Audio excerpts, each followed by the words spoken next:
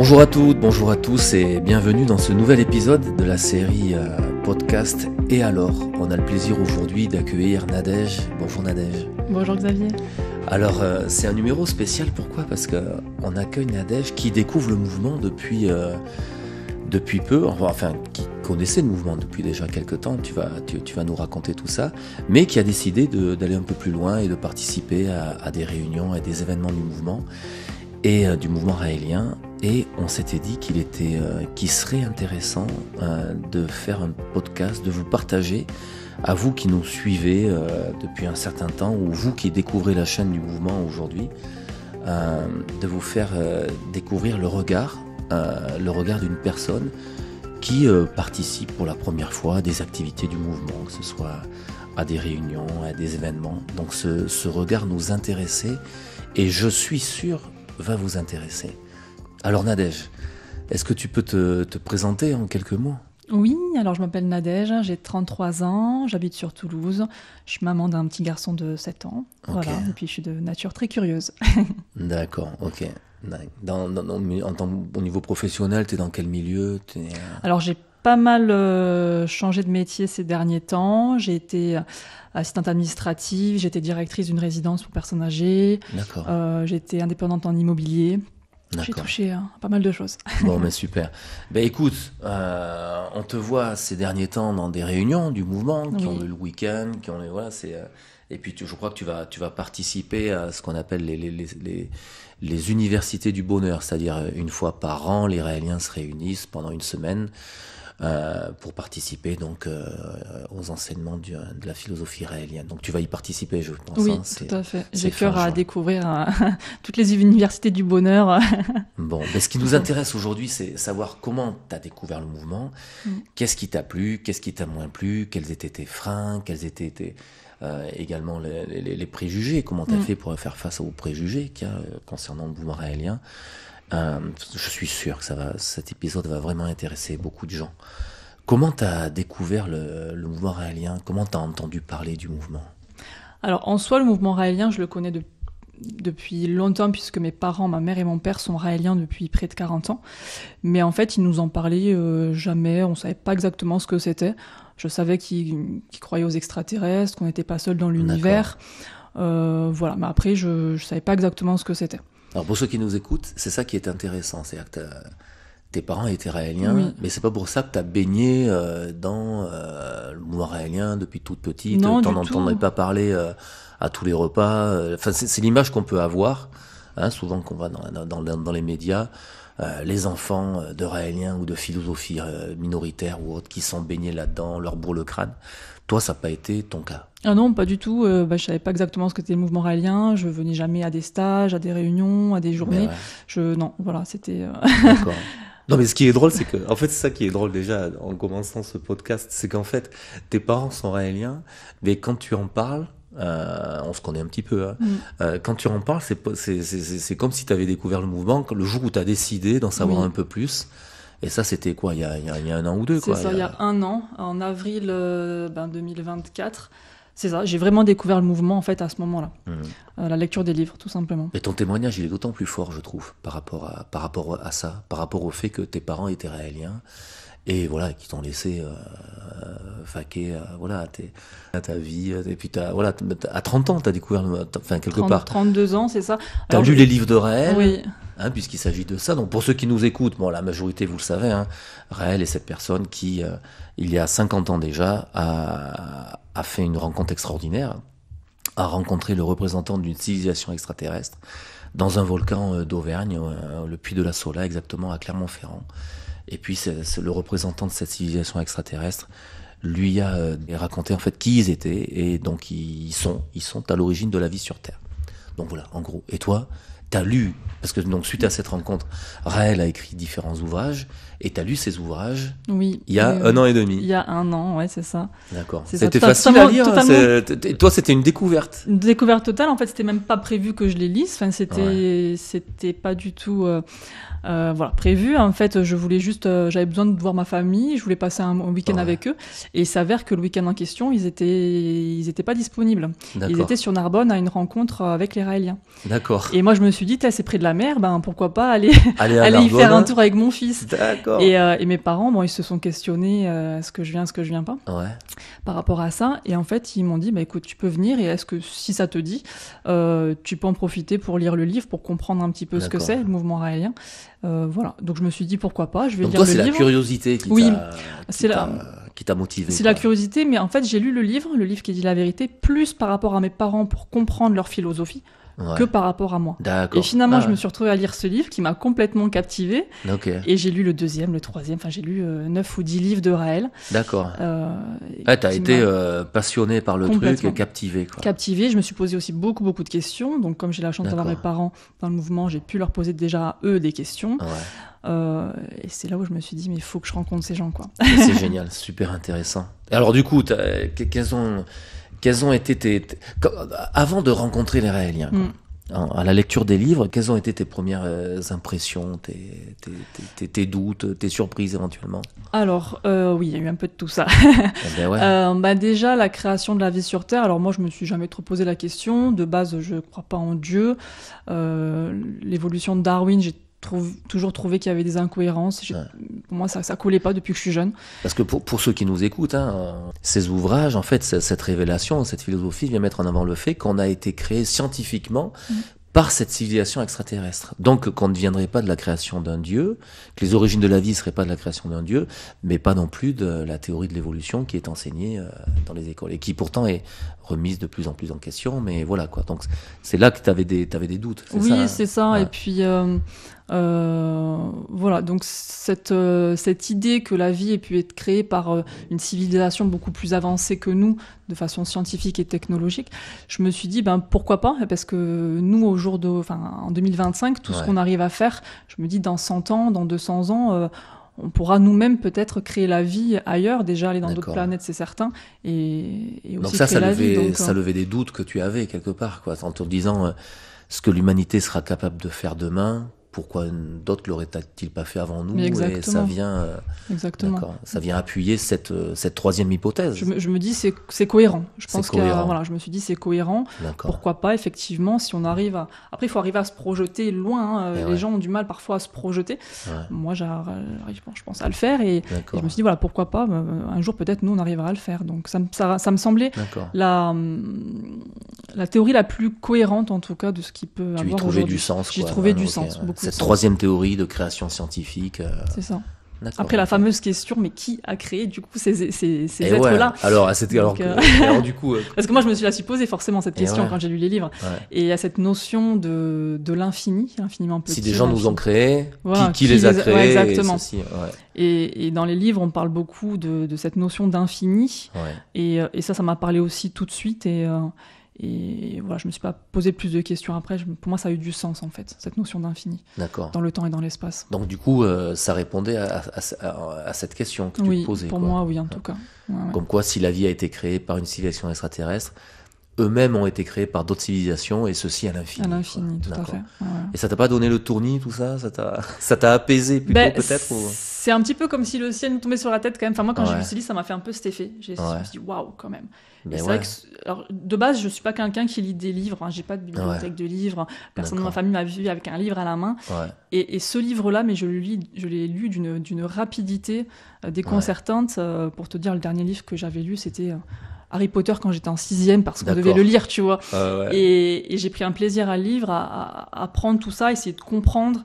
Et c'était très très riche. Bon, il y a ce livre-là, mais il y en a d'autres qui m'ont captivé tout autant sur divers sujets. Ben, on étudie Harry Potter en 6e. Je savais pas. On devait faire de la lecture. C'était le livre qui était proposé. Bon. Vous savez que Harry Potter, ça place mieux que si vous deviez étudier les livres de Raël. Peut-être que ça viendra un jour, mais ça serait intéressant. Quoique ça s'étudie dans des écoles de sociologie, tout ça. Mais bon. Enfin bon, tu lis les livres. Oui. Les livres te captivent, donc là c'est des livres, t'as un rapport avec du papier. C'est ça, ouais. Et c'est toi avec les livres, toute seule. Et puis tu décides de venir à une réunion. Alors du coup, est-ce que tu peux nous raconter comment ça s'est passé?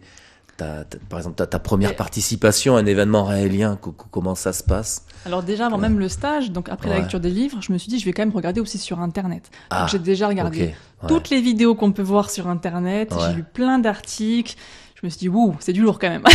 Alors, Donc, dans quel sens c'est du lourd? c'est très négatif, il y a une c'est vision très sombre sur plusieurs aspects, la sexualité, l'argent, l'endoctrinement, enfin c'est donc toujours les mêmes tu sujets découvres les livres, c'est sympa, ça te plaît, Exact, même ça te bouleverse, on peut dire, quoi. Oui. Et tu vas sur internet et là c'est pas comme une douche froide, on va pas dire c'est une douche froide, mais c'est beaucoup c'est sûr que quand on va sur internet beaucoup d'éléments négatifs, quoi. C'est quasiment pourquoi? Parce que ça, c'est en fait. la minorité, la secte entre guillemets, la différence. Oui, il y a vraiment un gros contraste entre ce que je vois dans les livres, ce que mes parents m'ont inculqué, en tout cas l'éducation que j'ai eue, pourtant c'est des parents raéliens, et ce que je vois dans les médias. Il y a vraiment un gros fossé, et j'ai du mal à comprendre cette différence, en fait, entre ce que je lis, les bouquins, et ce que je perçois, et ce que j'entends dans les médias. Et pour moi, il y a quelque chose qui m'intrigue, qui colle pas, en fait. Et c'est là où je me suis dit, il faut que j'aille au-delà de ça, il faut que j'aille rencontrer par moi-même les Raéliens, voir vraiment qui ils sont, pourquoi ils sont arrivés dans le mouvement. Mais quelque part, t'as la chance, entre guillemets, d'avoir tes parents raéliens, parce que si on peut se mettre à la place d'une personne qui connaît pas du tout les Raéliens ou autre, qui lit les livres de Raël, pareil, qui est touchée par cette révélation, qui est touchée par cette philosophie. Elle va sur Internet, combien de personnes peut-être se disent bon mais j'arrête là, mais c'est certain. Je sais pas ce que j'aurais fait effectivement si mes parents n'étaient pas raéliens, parce que effectivement on se pose la question, est-ce que je vais plus loin ou pas? Et pourtant ils t'en parlaient très peu, c'est ça qui est important. Ils m'en parlaient très peu, mais du coup c'est ça, je me suis dit est-ce que je prends entre guillemets un risque d'aller sur place? Qu'est-ce que je fais? Après voilà, je me suis rappelé, je me suis dit bon, tes parents sont raéliens, je pense que j'ai été bien élevée, bien éduquée dans le respect, la tolérance. Mon père il est cartésien, tu vois, il est très terre à terre. D'accord. Ma mère est très bienveillante, très curieuse. Je me suis dit bon, si eux deux ils sont quand même raéliens dans le mouvement, c'est quand même que ça va pas être mauvais, pas être malsain, et voilà. Donc on est 4 sœurs, enfin on est bien, tu vois, dans notre tête, dans notre vie, on est. Donc je me suis dit, bon, c'est que ça va pas être si mauvais que ça. Mais par contre, t'as été face à un truc où, en fait, pour toi, il y avait une dissonance. Enfin, il y a quelque chose qui allait pas, quoi. Oui, complètement. Moi, je l'ai ressenti comme ça, en tout cas. Il y a quelque chose qui allait pas. Mais oui, je peux comprendre. Mais du coup, en plus... Donc du coup, c'était ton état d'esprit avant d'arriver à cette première réunion. Et après, du coup, j'ai aussi farfouiné un peu partout, donc j'ai vu ce qui était diffusé au niveau des médias, et aussi je suis allée sur toutes les plateformes du mouvement raélien. Du coup, on voit vraiment donc là, t'es allée à la source. Je suis aussi allée à la source à ce niveau-là, au niveau des plateformes YouTube, etc., les podcasts. Je rigole parce qu'en fait, t'es allée à la source, mais il faut aller la chercher, la source. Oui, il faut aller la chercher. Parce que quand t'apprends sur Internet, tu l'as pas forcément en premier, donc là, t'es allée voir ce que proposait le mouvement raélien. Oui, c'est ça. Parce qu'effectivement, comme tu dis, quand on tape, on tombe pas sur les choses positives en premier. Il faut vraiment les fouiller. C'est dingue, c'est complètement dingue. Faut vraiment les fouiller. Mais j'étais motivée à fouiller. Qui cherche trouve. Mais c'est bien, c'est la curiosité, c'est super, c'est une très grande qualité. Et du coup, tu as eu accès au site du mouvement raélien, aux différentes vidéos que le mouvement raélien propose. D'accord.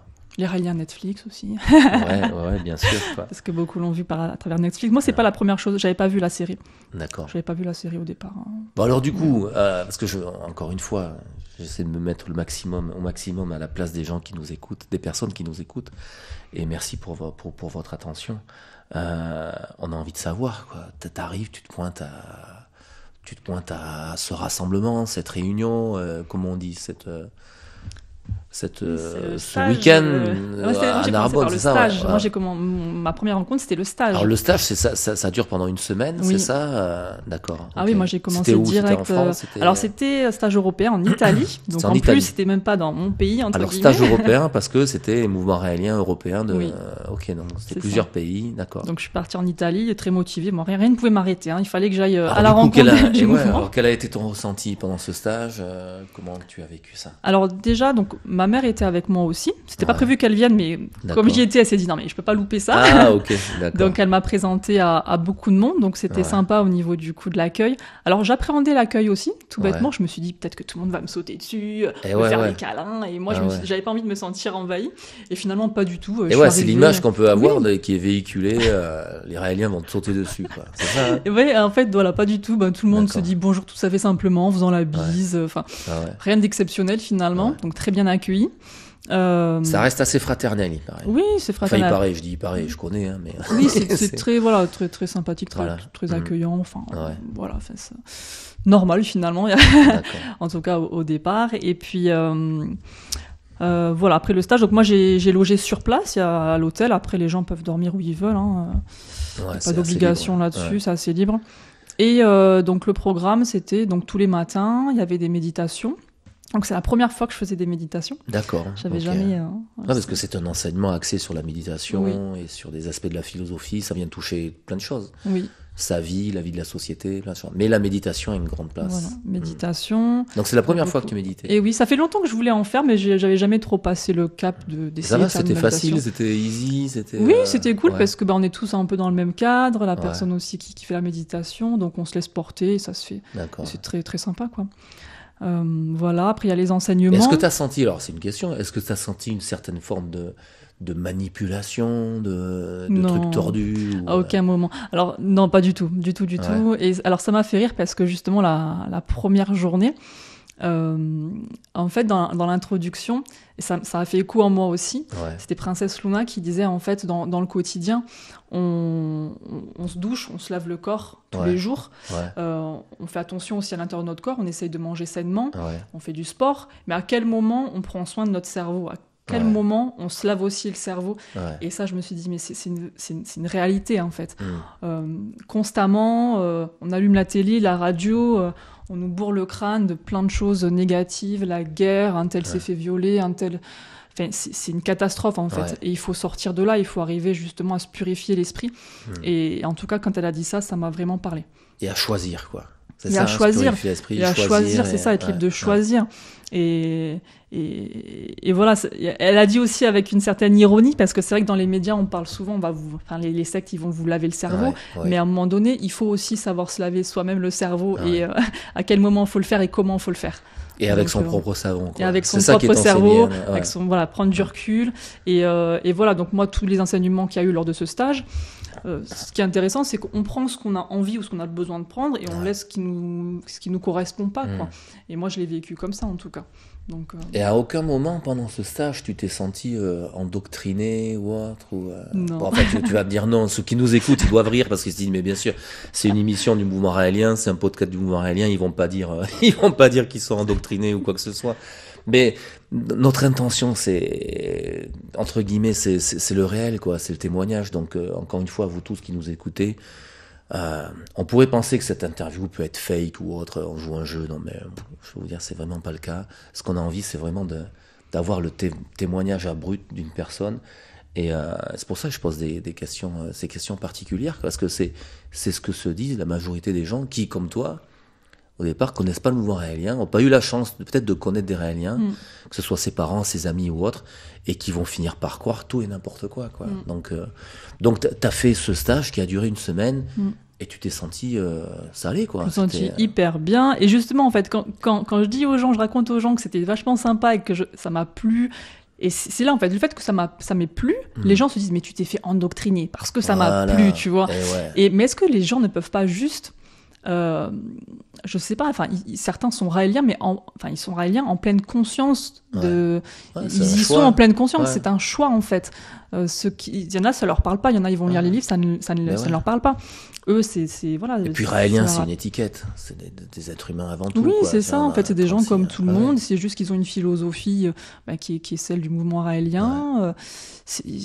En fait, quand je suis sortie du stage, j'ai passé 7 jours vraiment très sympas avec des gens hyper bienveillants. J'ai appris plein de choses, des choses aussi, c'était du rappel, beaucoup de développement personnel finalement, des choses qu'on peut faire en entreprise, des choses basiques en fait. Il y en a qui font des retraites spirituelles, c'est ça en fait. Et je me suis dit mais pourquoi il y a autant d'acharnement médiatique sur ce mouvement? Je me suis vraiment questionnée là. Je me suis dit mais il y a un problème quelque part, quoi. Pourquoi alors ça, on va revenir là-dessus là, parce que j'ai préparé quelques questions, on va revenir là-dessus, mais tout de suite, là, d'après toi, pourquoi pourquoi cet acharnement? Pour moi, en fait, le mouvement raélien, il démonte les 3 plus gros piliers de ce monde. C'est-à-dire, il démystifie la religion, le système politique et le système de santé.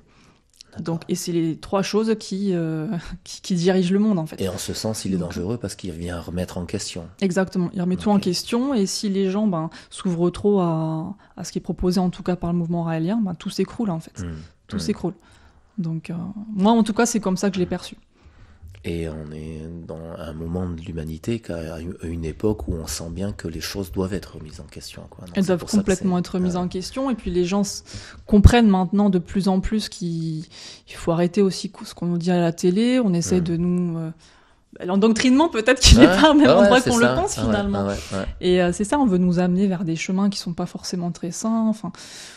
Moi, on le voit concrètement, comment on vit aujourd'hui. La plupart des gens se serrent la ceinture, on en a marre, le travail, etc. On nous presse dans tous les sens, on nous bourre le crâne de choses négatives. C'est pas sain, quoi. Moi, en tout cas, je me sens pas endoctrinée par justement le système. Le système, et c'est peut-être ça qui dérange aussi, parce que j'ai cette liberté de penser, ce recul que j'arrive à avoir. Et voilà, donc, mais je suis sûr que ça va parler à bon nombre de personnes qui nous écoutent. Mais donc là, on est sur ton expérience directe avec le mouvement raélien, avec la philosophie raélienne. Et du coup, aujourd'hui, donc ça, ce staff, c'était il y a un peu moins d'un an, quoi. C'est ça, c'était l'été dernier. En août dernier, oui. Voilà, pour ceux qui nous écoutent, nous sommes en juin. On fait on est fin mai, exactement. On fait ce podcast. Nous sommes fin mai 2025, donc c'était l'été dernier, en août 2024. Ouais. Et du coup, aujourd'hui, là, quelques mois après, quelle place prend le mouvement raélien dans ta vie? Quelle place prend la philosophie raélienne dans ton quotidien? Est-ce que ça a changé des choses? Alors, j'étais déjà en tout cas sur un cheminement assez... J'essaie d'être dans ce côté un peu spirituel, un peu développement personnel. Ouais. Donc, mais ça m'a élevé encore plus et plus vite, je pense, sur la prise de recul. Je me suis sentie très légère en fait à la sortie du stage. Le lâcher prise, j'arrive mieux à lâcher prise en fait sur le quotidien. D'accord. Oui, enfin, niveau même de l'interaction avec les gens. Bon, j'adore l'interaction avec les gens, mais là, j'y fais encore plus attention, essayer tu vois, des petits commentaires positifs, hein, faire des compliments aux gens, tu vois, spontanément, essayer d'être plus dans ce sens. En fait, tu te sens plus dans une énergie positive, Exactement. Une vibration positive. Une vibration positive au quotidien. Et Parce que c'est entretenu par la philosophie raélienne, par les enseignements raéliens. Ouais. En fait, il y a le fameux terme « être ». Ah, voilà. Être. Okay. Être. Et ça m'a parlé aussi. En fait, c'est tout bête. Des fois, on cherche comment faire pour être mieux, etc. Mais en fait, juste être. Et ça m'a parlé aussi. Je me suis dit, en fait, c'est tout bête. Juste être. Quoi. Et ça, c'est développé dans les enseignements, dans les stages. Voilà, complètement. Et ils mettent beaucoup l'accent dessus. Et c'est vrai, à partir du moment où on est... Mais c'est quoi être? Ça paraît tout simple, on te dit. C'est justement mettre un peu j'ai envie de dire, le cerveau sur off. Après, les gens vont dire, oh là, si tu mets le cerveau sur off, tu vas te faire endoctriner. Mais c'est juste arrêter de penser. On pense trop tout le temps. Comment faire ci, comment... En fait, non, des fois, il faut arrêter de penser. Et juste se laisser aller, en fait. Et faire comme on est, comme on a envie, simplement, sans trop se poser de questions. Et ça, quand on arrive à l'appliquer, tout devient plus facile et plus léger. D'accord, ok. Voilà. Moi, j'aime bien cette formule, arrêter de penser pour commencer à penser. Exactement. Justement. Oui, c'est ça. Et je me sens plus... Donc ça t'a touché. C'est ça, et je me sens mieux. Et je sens que ça a un impact aussi sur mon fils, parce que c'est vrai qu'au quotidien, on court tout le temps, on a le stress, machin. Et là, je sens que moi, comme je suis plus zen, plus apaisée, et je sens que mon fils est plus apaisé aussi, et moins énervé. Et, donc, en tout cas... Donc, dans ton quotidien, on peut dire que ça a changé des choses. Oui, ça a changé. Ça a changé positivement, je pense, en tout cas. Bon. Donc, si l'endoctrinement, c'est ça, honnêtement... tu signes tout de suite, quoi. Et par rapport au mouvement raélien, la philosophie raélienne, alors, quelles sont les... Là, on va parler des idées, des valeurs du mouvement, quoi. Quelles sont les idées de cette philosophie justement, que tu trouves positive? Tu en as parlé un petit peu, la notion d'être. Quelles sont les idées que tu trouves inspirantes? Moi, ce que j'adore, c'est les notions de paradisme et de géniocratie. Alors, ça a peut-être des termes un peu bizarres pour certains. Tu peux développer un peu le paradisme? Alors, le paradisme, c'est le concept où... alors moi, comment en tout cas je le retiens, c'est un monde sans travail. En fait, demain, grâce à l'évolution technologique, les robots seront capables de faire tous les métiers qui existent aujourd'hui pour le faire mieux, plus vite. Et ça nous permettra, en tout cas, ça permet à l'humain de se consacrer à lui il y a son épanouissement. C'est-à-dire que les robots vont nous remplacer au travail, petit à petit. Ouais. Et nous, en fait... C'est déjà le cas, ça commence. Ça commence déjà depuis un moment, notamment dans la logistique. Et ça explose avec l'intelligence artificielle. Voilà. Ça va aller de plus en plus vite. Et ça fait peur. Ça fait peur à beaucoup de monde, parce qu'on se dit, ouais. on va être tous au chômage, comment on va faire, qu'est-ce qu'on va faire de nos vies. C'est des questions légitimes. Moi, au début, j'étais complètement contre les robots, il y a encore un an, justement. Ouais. Sauf qu'aujourd'hui, je vois les choses un peu différemment.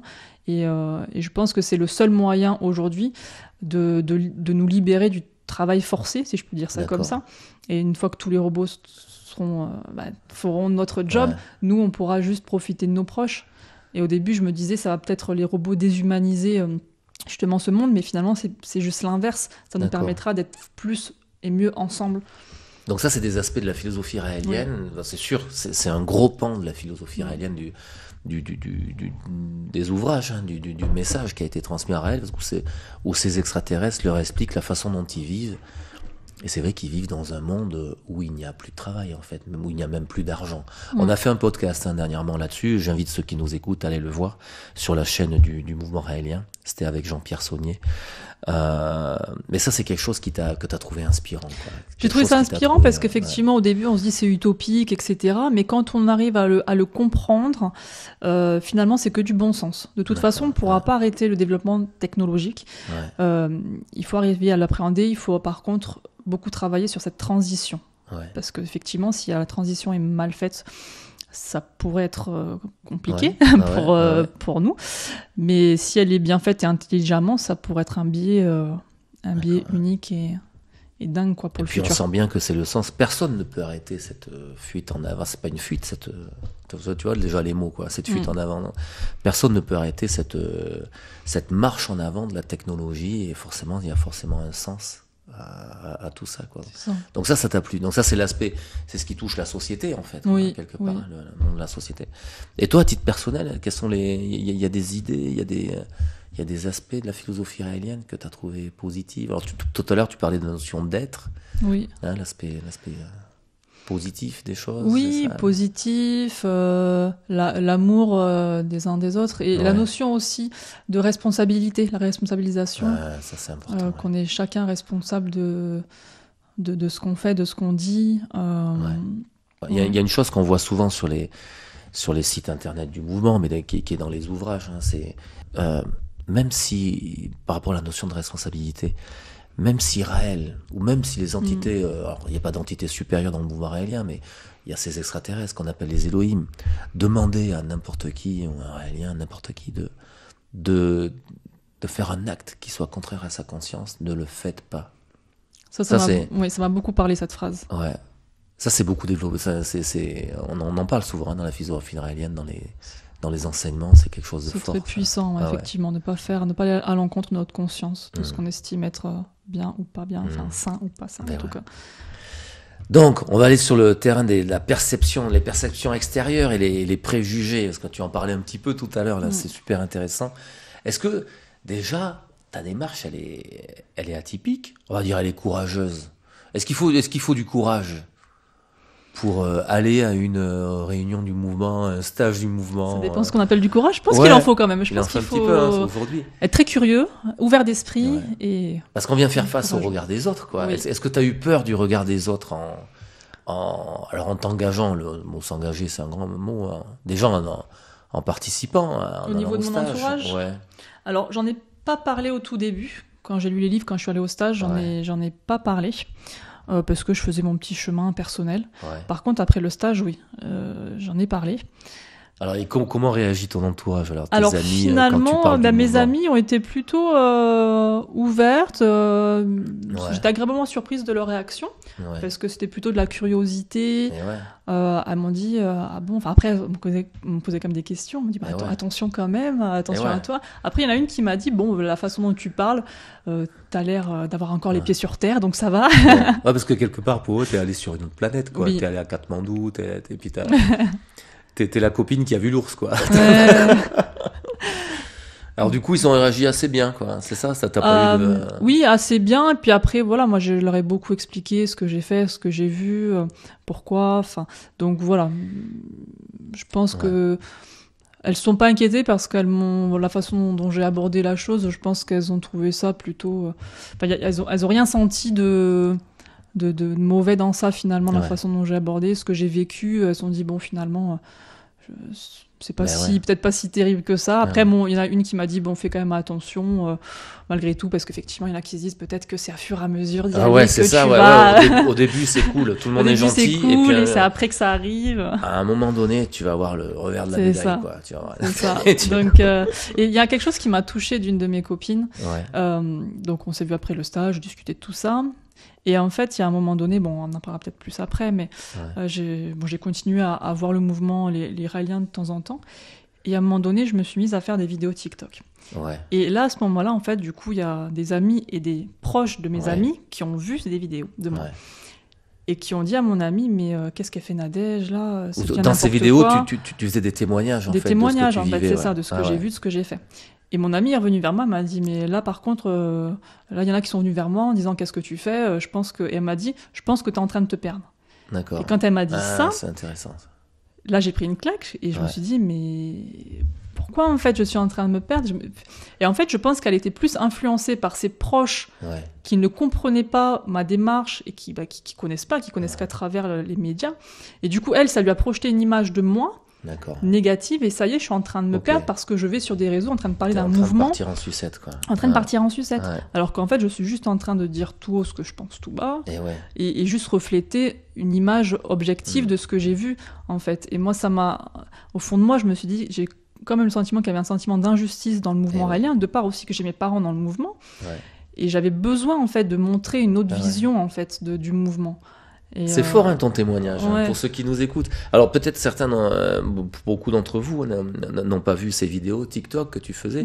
C'est important de dire qu'en fait ces vidéos, tu faisais pas du tout l'apologie de la philosophie raélienne ou autre. C'était tu parlais de toi. J'avais besoin de parler de mon expérience, de montrer une image, en tout cas telle que je l'ai vue, de façon d'être objectif. C'était un témoignage. T'avais besoin de témoigner la réalité de ce que tu vivais toi. Et t'as personne qui peut te dire non, mais ce que t'as vécu, c'est parce que quelque part c'est ça qui se passe. Non, mais je vais t'expliquer ce que t'as vécu. Ce que t'as vécu, c'est parce que t'as vécu. Je vais te dire exactement ce que t'as vécu. C'est ça, ça, ça et ça. Non, c'est ça un peu qui. Oui, c'est ça. Enfin, les gens, voilà, sont une image. Et puis c'est rigolo parce que dans les commentaires, il y en a qui me disent ouais, mais en fait ça fait partie du mouvement. Elle essaie de recruter. Alors moi, ça me fait rire. Je dis ouais, je savais pas que j'étais RH du mouvement raélien, tu vois. Les gens sont obligés parce que j'expose quelque chose finalement qui est positif par rapport à ce que les gens ont entendu. Donc je suis forcément dans le mouvement, je suis forcément endoctrinée, tu vois, alors que non, je peux pas moi-même être consciente de ça, faire mes propres choix, ça m'a plu. Mais c'est super intéressant parce que quand on prend un peu de recul au niveau de l'histoire du mouvement, du mouvement raélien, qui a une 50aine d'années, tu as eu toute cette première partie des débuts du mouvement, où c'était un mouvement avec une belle philosophie. Il y avait un projet peut-être sûrement utopique, quoi, de vouloir accueillir ces extraterrestres, tout ça, mais il y avait un élan qui était fort. Raël était accueilli dans de nombreux médias, tout, c'était l'explosion du mouvement raélien. Et puis tu as eu toute cette période des années 90, 2000, la secte, ceci, cela, où là c'était de la merde qui était versée sur le mouvement raélien. Mais la vérité finit toujours par triompher. Il me semble qu'on arrive à une époque, tu vois, et tu en es un témoin vivant, en fait, quoi. À une époque où, en fait, voilà ce qui se passe, quoi. Voilà ce qui se passe, et on est loin de toutes ces rumeurs, toutes ces infamies, ces calomnies, et puis ça peut déranger, quoi. Et voilà, mais bon, c'est ainsi, quoi. Mais la vérité finit toujours par triompher, quoi. Donc, et ce podcast y contribue parce que c'est ce qu'on essaie, d'être dans le réel, dans la vérité, sans artifice, sans rien. Et merci encore pour ton témoignage, Nadège. Et je voulais rajouter, du coup, ça me fait penser, le mouvement dérange parce qu'en fait, effectivement, vous êtes considérés, le mouvement raélien, comme les moutons noirs de la société. Et les moutons noirs, ils aiment pas suivre le mouvement. Ils aiment penser par eux-mêmes, ils réfléchissent beaucoup, ils prennent du recul, et c'est ça qui plaît pas, je pense, dans cette société, en fait, où on veut que tout le monde soit dans le même mouvement. Et ça renvoie sûrement, il y a un effet miroir, peut-être. Mais mince, et si c'était vrai, tout ça, quoi. Et si c'était vrai, quoi. Alors du coup, est-ce que tu as rencontré des moments où tu as exercé ton esprit critique vis-à-vis du mouvement? J'imagine que oui, quoi. Je pense qu'à aucun moment j'ai arrêté d'avoir cet esprit critique. Ouais. Je pense que tout le long, du début à la fin, enfin tout le temps, tous les jours, à aucun moment j'ai arrêté de penser d'avoir mon esprit critique. Au contraire, je l'ai développé à chaque instant. J'ai fait exprès en plus lors de ce stage, durant ces 7 jours, tous les soirs je mangeais à une table différente pour rencontrer un maximum de gens, connaître leur histoire. Et oui, à tout instant, j'avais mon esprit critique, je pense. Et c'est important de le garder. Ah oui, de c'est jamais ça, le perdre, cet esprit critique. La remise en question permanente des choses. Et au contraire, c'est vrai que personne m'a dit c'est comme ça, il faut que tu penses ça. Tout le monde dit, ouais, nous, voilà comment on pense, c'est notre philosophie. Après, voilà, chacun le ressent différemment. Et voilà, tout le monde dit au contraire, réfléchis par toi-même. Essaye d'avoir, voilà, il faut avoir un minimum de jugeote. Justement, par rapport à ça, je vais te poser une question, mais tu vas répondre oui, mais c'est l'idée de le développer un peu. Est-ce que tu te sens libre dans tes choix? Est-ce que tu te sens libre dans ton engagement, quoi? Ah, complètement, moi je me sens totalement libre. Oui, je me sens pas du tout menottée, en tout cas par rapport au mouvement raélien. Si j'ai plus envie, ça m'intéresse plus, j'ai plus envie de voir personne, je vois personne. Si ça m'intéresse, j'y vais. Et pas de pression. Il n'y a pas de pression du tout. C'est aussi facile d'en sortir que d'y rentrer. Exactement. D'ailleurs, est-ce qu'on y entre vraiment dans le mouvement, quoi? Il n'y a pas de communauté, il n'y a pas de... Enfin, voilà, non, il n'y a pas de communauté. Puis moi, en plus, je suis pas raélienne, mais je peux y venir. Donc, ouais. tu vois, il n'y a pas besoin d'être en plus raélien. Qu'est-ce que je voulais dire? Oui, on y rentre, on y sort. Même pendant le stage, pendant les 7 jours, en fait, c'est complètement libre. C'est-à-dire que si un après-midi, j'avais pas envie de venir, je voulais me balader ou aller à la piscine, je pouvais aller sortir, en fait, du cadre. Okay. Et même pour y rentrer, alors ça m'a fait sourire aussi les journalistes qui disent je me suis infiltrée dans la secte. Ça, c'est drôle, ça. Je me suis infiltrée. En fait, on ne peut pas s'infiltrer, parce qu'en fait, tout le monde peut venir, en fait, complètement librement. Donc, ça n'existe pas pour moi. Non, mais c'est drôle. Tu sais, c'est par exemple, je me suis infiltré au concert de Soprano. J'ai acheté un billet, et puis je suis rentré et j'ai vu le concert. Waouh. Mais là, c'est pareil, non? Mais c'est exactement le même esprit. Je me suis infiltré dans le mouvement raélien, quoi. Ça fait quoi? Je me suis inscrit, et puis j'y suis allé. C'est ça. En fait, c'est complètement ça, en fait. Donc, ce qu'ils se disent peut-être. Alors, moi, je me suis mis à leur place. Je me suis dit, en fait. Mais qui sont ridicules. Les gens se disent, mais oui, parce que si c'est affiché dès le départ, ils vont pas être eux-mêmes parce qu'il y a un journaliste. Mais en fait, quand on connaît le stage, on peut pas changer le programme d'un stage parce qu'il y a enfin, c'est pas possible, en fait. Donc, ça m'a fait bien rire. C'est drôle, quoi. Bon, alors tu nous as parlé de la vision futuriste du mouvement, ça je t'ai posé la question. Mais par rapport à cette vision, comment tu vois on va parler de l'humanité, de l'avenir, comment tu vois le rôle des Raéliens dans les défis du monde actuel, quoi? Alors, ce que j'ai aimé aussi dans ce qu'ils apportent, c'est qu'en clair, il y a 2 solutions. Soit on va s'autodétruire, soit au contraire, on va s'élever pour du positif. Et ça, c'est parlant aussi. Parce qu'effectivement, aujourd'hui, quand on voit tout ce qui se passe, les guerres, on a des bombes nucléaires qui, en quelques minutes, peuvent raser l'humanité. Mais voilà, le côté aussi, on a des moyens aujourd'hui pour tendre vers quelque chose de positif, d'ajustement dans ce paradigme, faire un paradis sur Terre et d'être heureux, en fait. Donc on a les moyens aujourd'hui de tendre vers ça. Donc, mais quand on a ces outils-là, quand on a cette connaissance-là, on se dit mais en fait il faut le faire, quoi. Non, super, quoi. Bon, mais Nadège, on passe un bon moment là, c'est cool. J'espère que ceux qui nous écoutent apprécient ce moment. On glisse tout doucement vers la fin de ce podcast. Et qu'est-ce que tu aimerais que les gens sachent vraiment sur le mouvement, au-delà des clichés? Que ça apporte quelque chose de tellement puissant sur soi-même et sur notre rapport aux autres et au monde. Pour moi, c'est que du positif, en fait. J'ai rien vu de négatif depuis 1 an que je suis le mouvement raélien. Et j'ai envie de leur dire que ce qu'on entend par rapport à l'argent, comme quoi on est obligé de donner de l'argent, c'est faux. Mes parents sont les premiers témoins, de toute façon. Il n'y a pas d'obligation financière. Sur la sexualité aussi, je trouvais ça très intéressant parce qu'il y a cette image d'orgie, etc. Et même il y a un livre, c'est la méditation sensuelle, mais c'est transformé c'est la sexualité et l'orgie. Alors qu'en fait, ça aussi j'ai beaucoup apprécié lors du stage, la conférence avec Clémence, qui parle, en fait, c'est la liberté sexuelle. Et la notion de liberté, on est libre d'être hétérosexuel, homosexuel, d'être fidèle, d'être un couple libre, d'être un polyamour. Il faut vraiment faire ce qui nous correspond le mieux ou ne pas avoir de sexualité aussi, ça fait partie de la liberté. Ouais. Et ça, je trouve qu'on devrait plus l'entendre en fait, au lieu d'avoir juste cette image du mouvement, c'est orgie, c'est en fait tout l'inverse, c'est vraiment le respect de l'autre. Et est-ce qu'il y a une idée reçue que tu aimerais déconstruire sur le mouvement ? Bien que ce soit une secte et que ça endoctrine et que ça retourne le cerveau. C'est ça, c'est l'idée forte. C'est l'idée forte, alors qu'en fait, pour moi, c'est tout l'inverse. Ça rend plus libre, ça nous fait réfléchir sur tellement de choses et ça ouvre encore plus l'esprit, je trouve.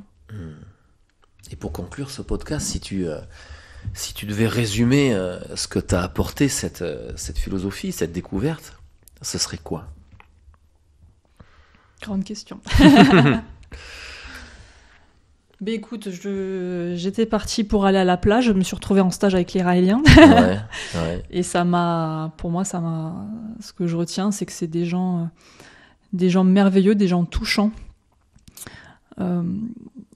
Et qu'il devrait plus y avoir de Raéliens sur Terre. Ouais. Mais en fait, voilà, il faut pas se coller une étiquette Raélien, catholique, musulman, machin truc. On est ce qu'on est. Et il faut juste être soi, être bienveillant dans le respect. En fait, c'est juste universel, en fait. Ce qu'apporte le mouvement, c'est des choses qui doivent être juste normales, basiques, en fait. Il n'y a rien d'exceptionnel, c'est juste de l'amour et voilà, et l'ouverture d'esprit. Ben merci Nadège, on va finir sur ces belles paroles. Merci beaucoup et j'ai beaucoup apprécié ce podcast. C'était vraiment important de le faire. Parce qu'encore une fois, c'est ton regard neuf. Parce que là, voilà, t'as découvert le mouvement raélien il y a un petit peu moins d'un an. Là, tu t'apprêtes à...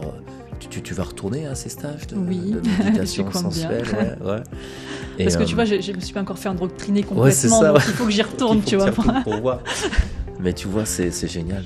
Parce que dans 2 ans, dans 3 ans, dans 4 ans, on pourra pas refaire ce podcast. Tu seras plus la nouvelle personne. Oui, c'est vrai. Même si on aime bien découvrir les choses comme si c'était la première fois. Mais je crois pour ceux qui nous écoutent, c'était important d'avoir le témoignage d'une personne qui découvre la philosophie raélienne, vient de lire les ouvrages de Raël il y a à peine un an, et puis est parti avec son courage est parti à la rencontre des Raéliens et des Raéliennes. Merci à tous, merci pour votre fidélité, pour votre attention. J'espère que vous avez passé un bon moment et on se retrouve très bientôt pour un nouvel épisode de cette série. Et alors ? Merci.